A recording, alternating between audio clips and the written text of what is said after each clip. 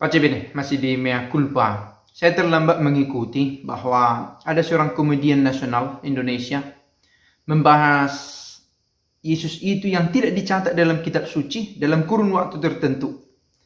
Dari umur 12 tahun sampai pada nanti dia muncul pada masa dia berpuasa di padang gurun 40 hari dan mulai menunjukkan dirinya publik, membuat mukjizat di Kana dan mulai berkarya 3 tahun kurang lebih. Lalu wafat dan bangkit.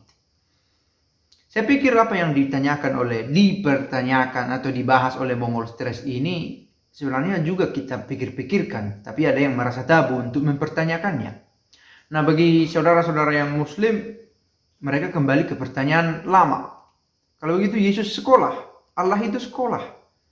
Kalau Allah itu sekolah, berarti Yesus itu tidak benar Allah, karena Allah sebenarnya adalah Maha Tahu. Saya pikir bukan sesuatu yang baru bahwa ada orang mempertanyakan keallahan Yesus. Dan kalau dalam hati kita sesama Kristen ini juga mempertanyakan itu, tapi merasa tabu, malu mempertanyakannya.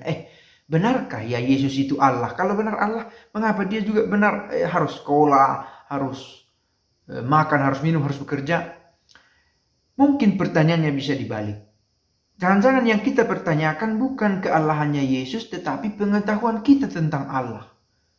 Yang harus kita coba rekonstruksi adalah, kalau begitu siapa Allah?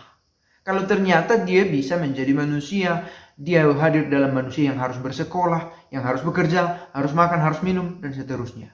Yang kita pertanyakan bukan Yesus itu rupanya hadir sebagai Allah, tetapi yang kita pertanyakan adalah, kalau begitu apa arti Allah ini?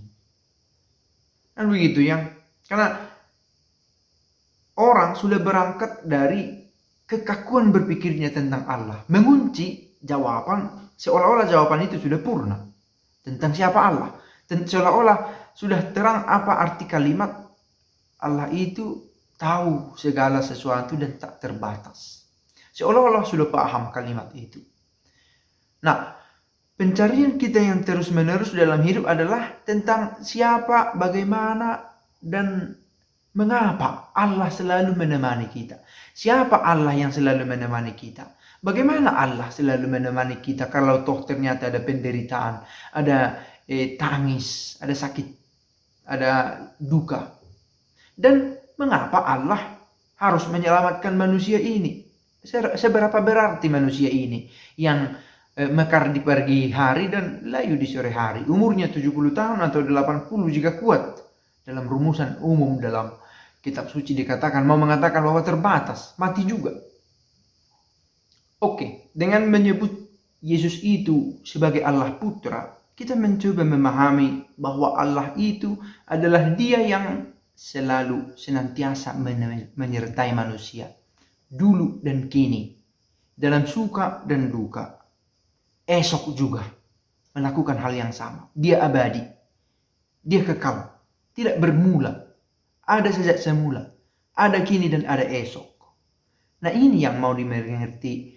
Dan dia hadir dalam hidup kita bukan sebagai penonton, tetapi benar-benar masuk ke dalam hidup kita, tinggal bersama dengan kita. Itu yang mau dicoba dipahami. Dan paham kemampuan kita untuk mengenal Allah itu dirumuskan salah satunya dengan menyebut Putra, Allah Putra ini. Oke, saya pikir kalau merasa tidak puas dengan jawaban ini, harusnya begitu, karena pencarian akan Allah adalah sebuah proses yang berlangsung turun-temurun, bukan hanya sepanjang hidup kita, sepanjang sejarah manusia, ini terus berlangsung. Maka yang mau ditawarkan video ini bukan sebuah jawaban, tetapi sebuah pertanyaan. Pertanyaan yang kiranya menjawab keresahan. Yang kita pertanyakan bukanlah mengapa Yesus itu disebut Allah, tetapi kalau begitu, kalau Yesus itu adalah Allah, siapakah Allah itu sebenarnya? Pace bene.